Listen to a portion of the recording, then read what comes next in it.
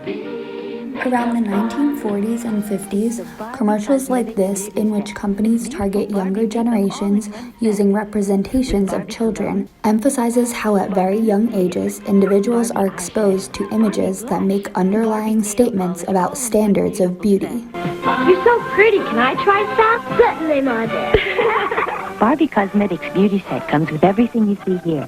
Available in reds or pinks from Mattel. Paris, Rome, New York. Beauty-conscious women everywhere insist on world-famous Maybelline eye makeup. These next two commercials from the 1940s, released by mainstream beauty companies, also reiterate white standards of beauty for all women.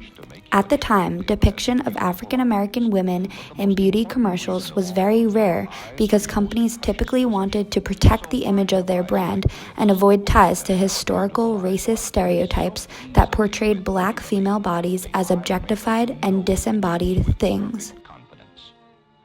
If you don't protect your face, a wrinkle could show up all too soon. Any makeup could help hide a wrinkle, but Moisture Whip Makeup by Maybelline could also help prevent one. Not only are the models white in both commercials, but this brand only sold one shade of their product, which was obviously only for women with lighter complexions. In the 1940s and 50s, although makeup for black women was available, beauty companies still focused on white standards of beauty and skin lightening products for black women. It was in the 1970s that we begin to see the rise of the cultural movement Black is Beautiful as a celebration of blackness and beauty in the African American community. This movement was an effort to throw off the way white supremacy and mainstream culture constructed black bodies as not as intelligent, not human, or not beautiful or valued.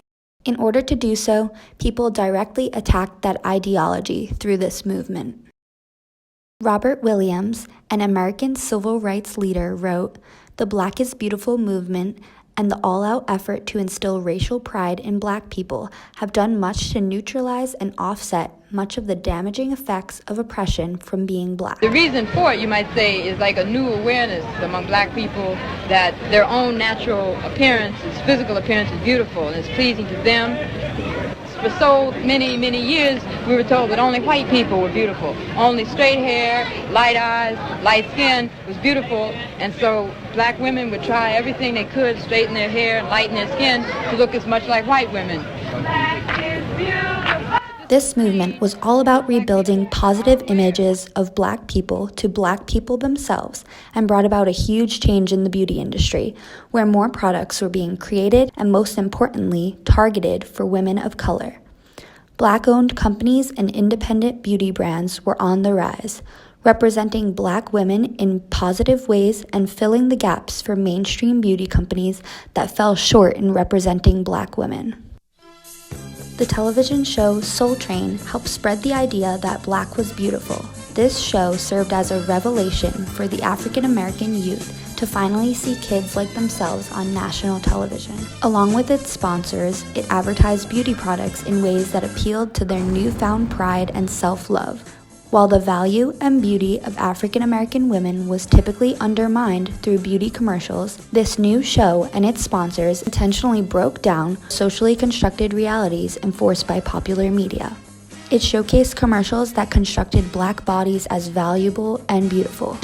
Luscious, creamy, sumptuous. In recent years, mainstream beauty companies have been making an effort to be more inclusive in their representations within commercials, yet many brands are very hesitant to do so in fear that inclusion or focus on black women in their commercials will damage their brand and make it less glamorous and less beautiful if attached to images of darker-skinned women.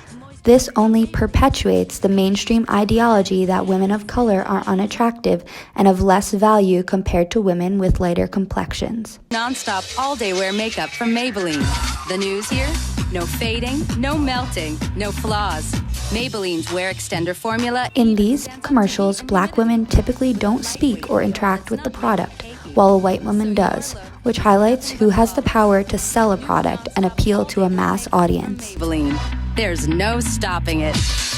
Maybe she's born with it. More recent commercials portray a variety of women with a variety of skin tones in a very powerful and equally beautiful way. Black-owned beauty companies such as Fenty Beauty are more sensitive to the existence of stereotypes and dominant ideas of standards of beauty and recognize their power to influence worldviews of minority groups as well as minority groups' own view of themselves.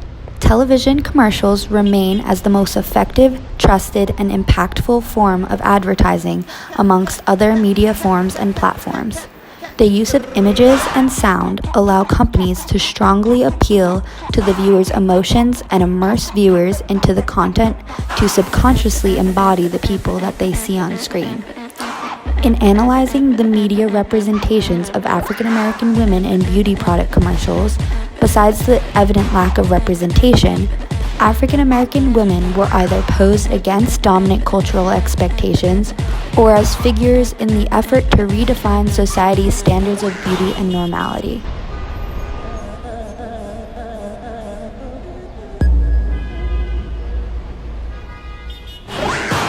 Through television advertisements, beauty companies maintain their control over the rest of society by elaborating on certain worldviews and ideologies, and as a result, those ideologies are exaggerated and further employed into everyday cultural practices and attitudes.